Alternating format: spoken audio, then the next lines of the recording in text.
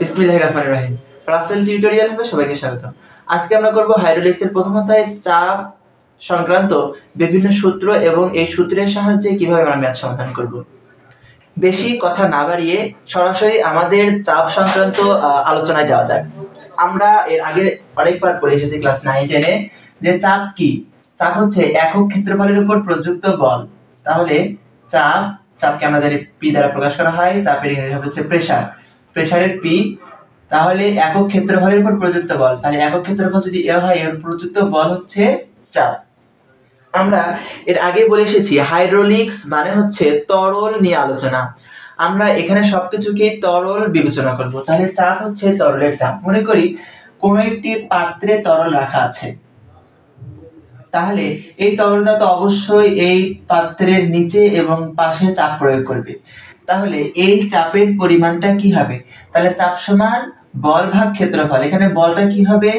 এই পাত্রে যে তরলটা আছে সে তরলটার ওজনটাই তো এখানে ক্রিয়া করবে, পাত্রের তলদেশে ক্রিয়া করবে। তাহলে এখানে বল বা W লেখা যায়। তাহলে আমরা ওজন ডিভাইডেড বাই ক্ষেত্রফল লিখতে পারি। তাহলে এই বিন্দুতে তো এই সম্পূর্ণ তরলটি বল প্রয়োগ করবে। তাহলে আমরা এই সম্পূর্ণ তরলের মোট ওজনটাই তো এখানে বল হিসেবে ক্রিয়া করবে। তাহলে আমরা মোট ওজন সমান লিখতে পারি মোট ওজন। আমরা এর আগের ক্লাসে দেখে এসেছিলাম মোট ওজন সমান একক ওজন গুণন আয়তন। একক ওজন গুণন আয়তন। একক ওজনকে কি দ্বারা প্রকাশ করা হয়? ওমেগা দ্বারা। একক ওজনকে ওমেগা দ্বারা প্রকাশ করা হয়। এবং আয়তন, এই পাত্রের একটা নির্দিষ্ট উচ্চতা পর্যন্ত পানি আছে, ধরি সেটা হচ্ছে এইচ উচ্চতা পর্যন্ত, এবং এই পাত্রের ক্ষেত্রফল দেওয়া আছে এ। তাহলে আয়তন সমান কি হবে? ক্ষেত্রফল ইনটু উচ্চতা। তাহলে মোট ওজন সমান ওমেগা এ এইচ। তাহলে আমরা এই মোট ওজনে লিখতে পারি omega A H divided by A. তাহলে এই এ এবং এই এ কাটা যায়, তাহলে আমরা লিখতে পারি ওমেগা এইচ। একটা জিনিস মনে রাখতে হবে, হাইড্রোলিক্সে অনেক জায়গায় চাপের তীব্রতা লেখা আছে। এখানে আমাদের মাথায় রাখতে হবে চাপ এবং চাপের তীব্রতা একই জিনিস। যদি আমাদের চাপের তীব্রতা বের করতে বলে তবু আমরা এই একই সূত্র ফেলবো। তাহলে আমরা কি পেলাম? P সমান ওমেগা এইচ। এটি হচ্ছে আমাদের একটা সূত্র। এটা কিসের সূত্র? চাপ বা চাপের তীব্রতা। চাপ বা চাপের তীব্রতা। চাপ বা চাপের তীব্রতা। এখন যদি আমাদের বলে পাত্রের তলদেশে মোট চাপের পরিমাণ নির্ণয় করো, তাহলে তলদেশে মোট চাপ, তলদেশে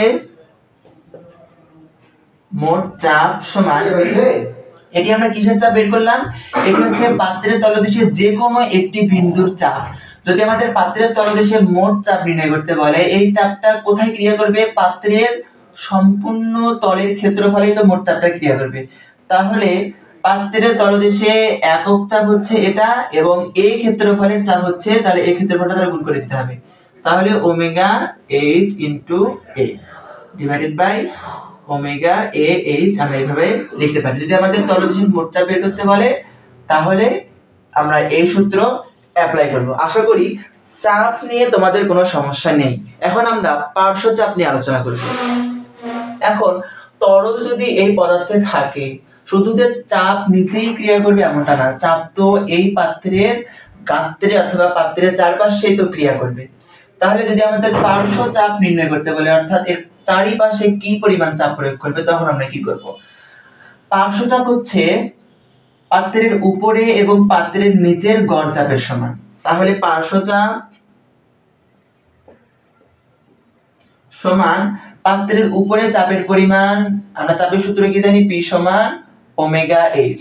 এই যে পাত্রের উপরে পৃষ্ঠে, এখানে কি কোনো তরল পদার্থ আছে? অর্থাৎ এইচ এর মান কি? এইচ এর মান 0। তাহলে আমরা ওমেগা ইনটু যদি 0 দেই, তাহলে উপরের চাপের পরিমাণ 0 এবং এই নিচের অংশের চাপের পরিমাণ P সমান ওমেগা এইচ। তাহলে পার্শ্ব চাপ সমান কি?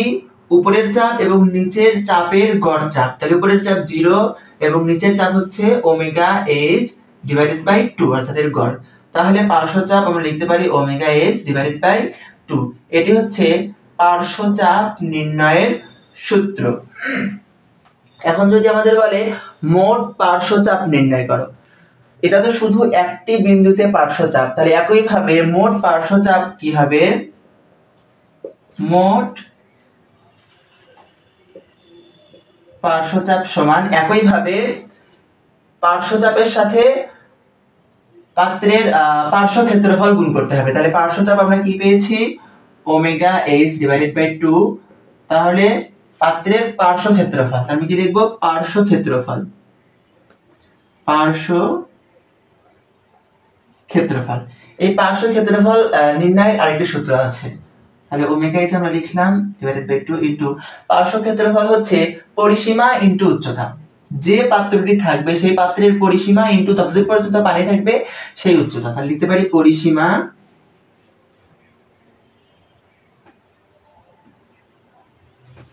ইনটু উচ্চতা। এটি হচ্ছে মোট পার্শ্বচাপ নির্ণয়ের সূত্র। পরিসীমা যদি হচ্ছে আমাদের আয়তাকার পাত্র থাকে তাহলে পরিসীমা সূত্র কি, 2 ইনটু দৈর্ঘ্য যোগ প্রস্থ। যদি বৃত্তাকার থাকে, বৃত্তাকার, তাহলে পরিসীমা সূত্র কি হবে, 2 পাই r। এইভাবেই আমরা হচ্ছে এই যে পার্শ্ব ক্ষেত্রফলের জায়গায় এই পরিসীমাটা বসাবো। আশা করি তোমরা মেইন টার্মটা বুঝতে পেরেছো। এখন আমরা দুই একটা ম্যাথের মাধ্যমে দেখব যে কিভাবে তরলের চাপ এবং চাপের তীব্রতা এবং পার্শ্বদেশের চাপ এবং পার্শ্বদেশের মোট চাপ নির্ণয় করতে হয়। ম্যাথ সমাধান করার আগে আমাদের আরেকটি বিষয় মাথায় রাখতে হবে, সেই বিষয়টি হচ্ছে আমরা এখানে যে ওমেগা এইচ বসাচ্ছি, এখানে যে ওমেগা বসাচ্ছি, এখানে ওমেগা বসাচ্ছি, এখানে ওমেগা বসাচ্ছি, এই ওমেগা কিন্তু হচ্ছে পানির একক ওজন। ওমেগা সমান পানির একক ওজন।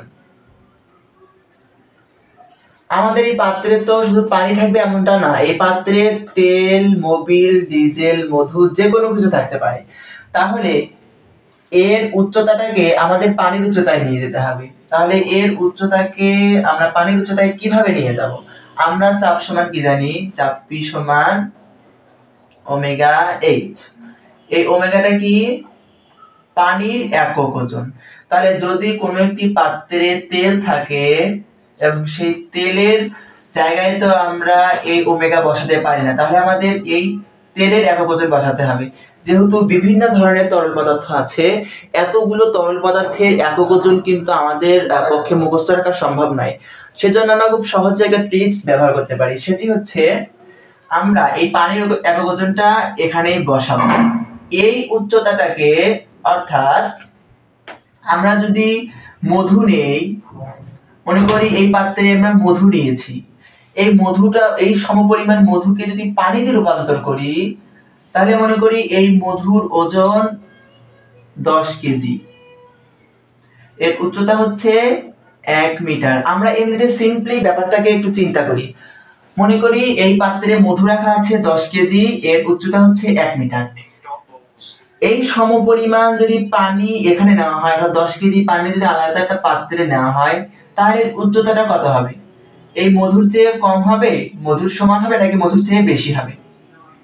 এটা খুব সহজেই আমরা বুঝতে পারতেছি যে পানির ঘনত্ব মধুর থেকে কম, তার মানে পানির যে উপাদানগুলো এগুলো একটু দূরে দূরে অবস্থান করবে, অবশ্যই পানির উচ্চতাটা একটু বেশি হবে। আমি আশা করি ব্যাপারটা তোমাদের বোঝাতে পেরেছি। তাহলে আমরা যেহেতু পানির উচ্চতায় নিয়ে যাব, পানির উচ্চতায় নেওয়ার জন্য এই যে বস্তু তরল পদার্থটা আছে, এই তরল পদার্থের উচ্চতাকে এই তরল পদার্থের আপেক্ষিক গুরুত্ব দ্বারা আমরা গুণ করব। সবসময় আমাদের তরল পদার্থের আপেক্ষিক গুরুত্ব দেওয়া থাকবে। তাহলে এই তরল পদার্থের আপেক্ষিক গুরুত্ব এবং এই তরল পদার্থের উচ্চতাটা আমরা এর সাথে গুণ করে দেব, তাহলে আমরা চাপটা পেয়ে যাব, এবং অর্থাৎ আমরা পানির উচ্চতায় নিয়ে যেতে পারবো। খুব সহজ ভাবে যদি আমি দেখাতে চাই, তাহলে চাপ সমান ওমেগা এইচ। এই এইচটা কি, যে তরল পদার্থটি থাকবে, মনে করো এখানে মধু আছে, এই মধুর উচ্চতাটা হচ্ছে এইচ। তাহলে এটা হচ্ছে মধুর উচ্চতা এবং এটি হচ্ছে পানির একক ওজন। পানির একক ওজনের সাথে তারা মধুর উচ্চতাটা কখনোই গুণ করব না। তাহলে এই মধুর উচ্চতাটাকে আগে পানির উচ্চতায় নিয়ে যেতে হবে। এটাকে যদি আমরা পানির উচ্চতায় নিয়ে যেতে চাই, তাহলে এই উচ্চতার সাথে এই পদার্থের আপেক্ষিক গুরুত্ব আমাদের গুণ করতে হবে। তাহলে আমরা পি সমান কি পেলাম, ওমেগা এইচ এইচ, এবং এই ওমেগাটা কি, পানির একক ওজন। এই এইচটা কি, আমরা পাত্রে যে পদার্থ নিয়েছি সেই পদার্থটি কত উচ্চতায় আছে, এটি যে কোনো পদার্থ হতে পারে। তাহলে এখানে যে উচ্চতাটা আছে সেই উচ্চতাটা হচ্ছে এইচ, এবং এস হচ্ছে এই পাত্রে যে পদার্থ আছে তার আপেক্ষিক গুরুত্ব। এটি দেয়া থাকবে। আশা করি তোমরা বুঝতে পেরেছো, এবং আমরা যখন গাণিতিক সমস্যা সমাধান করব এবং বাকি কনফিউজিং গুলো তোমার ক্লিয়ার হয়ে যাবে ইনশাআল্লাহ।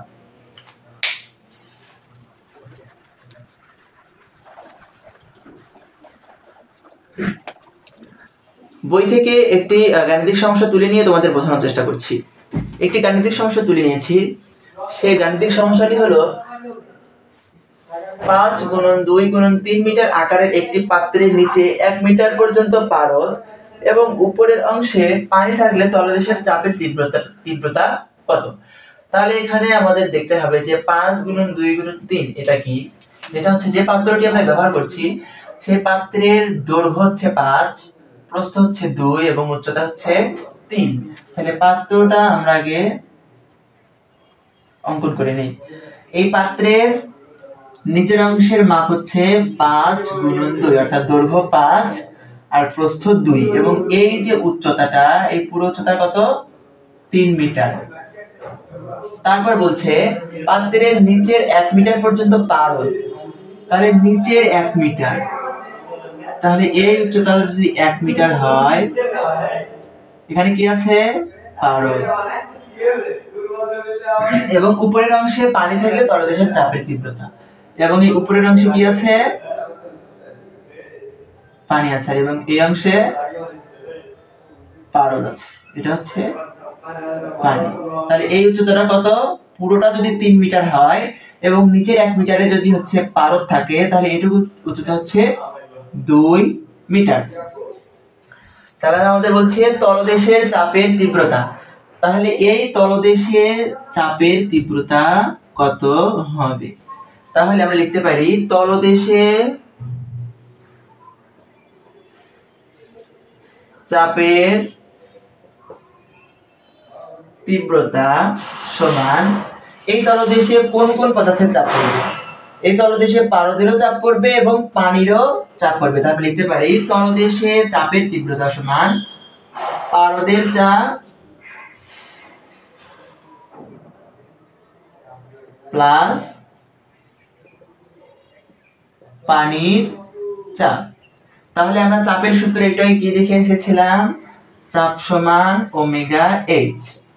এই ওমেগা হচ্ছে পানির একক ওজন এবং এই এইচটা হচ্ছে পানির উচ্চতা। এখানে আমাদের পারদের চাপ বলেছে, তার মানে পারদকে পানির উচ্চতায় নিয়ে যেতে হবে। সেটা আমাদের কি করতে হবে, পারদের উচ্চতাকে পারদের আপেক্ষিক গুরুত্ব দ্বারা গুণ করতে হবে। তাহলে পারদের চাপ যদি আমরা লিখি এইচ জি, লিখতে পারি পারদের চাপকে আমরা পি এইচ জি দ্বারা প্রকাশ করলাম। এইচ জি হচ্ছে মার্কারি, পারদ বা মার্কারি, প্লাস পানির চাপ হচ্ছে পি ডাব্লিউ। তাহলে এর চাপ সমান আমরা যদি লক্ষ্য করি ওমেগা, এই এইচটাকে আমাদের কিসের উচ্চতায় নিয়ে যেতে হবে, পানির উচ্চতায় নিয়ে যাওয়ার জন্য এই পারদের উচ্চতাকে পারদের আপেক্ষিক গুরুত্ব দ্বারা আমাদের গুণ করতে হবে। তাহলে পারদের উচ্চতা ধরলাম h1 এবং এর আপেক্ষিক গুরুত্ব হচ্ছে s1। তাহলে আমরা সূত্র কি লিখব, ওমেগা h1 s1 প্লাস পানির চাপ আমরা জানি ওমেগা h, ওমেগা h। তাহলে এখানে ওমেগার মান হচ্ছে 1000 গুণন পারদের উচ্চতা হচ্ছে 1 মিটার গুণন পারদের আপেক্ষিক গুরুত্ব হচ্ছে 13.6। এটা তোমাদের মুখস্থ করতে হবে, অনেক সময় দেওয়া থাকে আবার অনেক সময় নাও দেওয়া থাকতে পারে। তবে আমাদের বিশেষ করে পারদ, পানি এবং তেল এই তিনটারই হচ্ছে আপেক্ষিক গুরুত্ব মোটামুটি মুখস্থ রাখতে হয়, অনেক সময় দেওয়া থাকে না, সেই সময় তোমরা মুখস্থ মানটাই বসিয়ে দিবা। তাহলে পারদের আপেক্ষিক গুরুত্ব হচ্ছে 13.6 প্লাস পানি আছে, এই পানির একক ওজন হচ্ছে 1000 গুণন এই পানির উচ্চতা হচ্ছে 2 মিটার। এটা ক্যালকুলেশন করলে আমরা পাচ্ছি 5600। তাহলে এখন এর এককটা কি হবে, তাহলে আমরা চাপের তীব্রতার সূত্র কি জানি, P সমান ওমেগা এইচ, এটা হচ্ছে একক ওজন। তাহলে একক ওজন আমরা কি জানি, পানির একক ওজন হচ্ছে আমি লিখে দিয়েছিলাম 1000 কেজি পার ঘনমিটার, তারপর হচ্ছে 0.001 কেজি পার ঘন সেন্টিমিটার লিখে দিয়েছিলাম। তাহলে এখানে যেহেতু সবগুলো একক মিটারে আছে, তাহলে আমরা ওমেগার মান কেজি পার ঘনমিটারে কল্পনা করব। তাহলে ওমেগার মান হচ্ছে কেজি পার ঘনমিটার এবং এইচ এর একক হচ্ছে মিটার। তাহলে আমরা এটা লিখতে পারি KG per metre cube into metre. এখান থেকে একটা মিটার, এখান থেকে একটা মিটার কাটা যায়, তাহলে এখানে কি থাকে মিটার স্কয়ার। তাহলে লিখতে পারি কেজি পার বর্গমিটার। তাহলে চাপের তীব্রতা একক হবে হচ্ছে কেজি পার বর্গমিটার। এটি হচ্ছে তলদেশে চাপের তীব্রতা। আশা করি তোমরা সবাই বুঝতে পেরেছো। আর যদি তোমাদের বলে যে এই পাত্র, সেম পাত্র, এই পুরো পাত্রে কি আছে, পানি আছে, এই পুরো পাত্রে পানি আছে এবং বলেছে যে পার্শ্বদেশের চাপ এবং মোট চাপ নির্ণয় করো। তাহলে পার্শ্বদেশের চাপ আমরা সূত্র কি দেখে এসেছিলাম যে ওমেগা এইচ ডিভাইডেড বাই 2। তাহলে পার্শ্বদেশের চাপের সূত্রটাই হচ্ছে এটা, যদি পানি থাকে তো। তাহলে ওমেগার মান হচ্ছে 1000 গুণন পানি আছে কত মিটার পর্যন্ত, 3 মিটার পর্যন্ত, ডিভাইডেড বাই 2। তাহলে এটা ক্যালকুলেশন করলে হয় 1500 কেজি পার বর্গমিটার। এবং যদি বলেন পার্শ্বদেশের মোট চাপ, পার্শ্বদেশের মোট চাপ, তাহলে আমরা সূত্র কি লিখেছিলাম omega H divided by 2 into পার্শ্বদেশের ক্ষেত্রফল, পার্শ্বদেশের ক্ষেত্রফল। তাহলে ওমেগা এইচ ডিভাইডেড বাই 2 পার্শ্বদেশের ক্ষেত্রফলের সূত্র কি, পরিসীমা ইনটু উচ্চতা, পরিসীমা ইনটু উচ্চতা। তাহলে এখানে দেখাই যাচ্ছে এটি কি, একটি আয়তক্ষেত্র, দৈর্ঘ্য প্রস্থ দেওয়া আছে। তাহলে আয়তক্ষেত্রের পরিসীমা 2 ইনটু দৈর্ঘ্য যোগ প্রস্থ। তাহলে আমরা ওমেগার মানটা বসাই 1000 ইনটু উচ্চতা হচ্ছে 3 মিটার ডিভাইডেড বাই 2, পরিসীমা হচ্ছে 2 ইনটু দৈর্ঘ্য যোগ প্রস্থ। তাহলে আমরা ডিরেক্ট লিখতে পারি দৈর্ঘ্য হচ্ছে 5 মিটার, প্রস্থ 2 মিটার।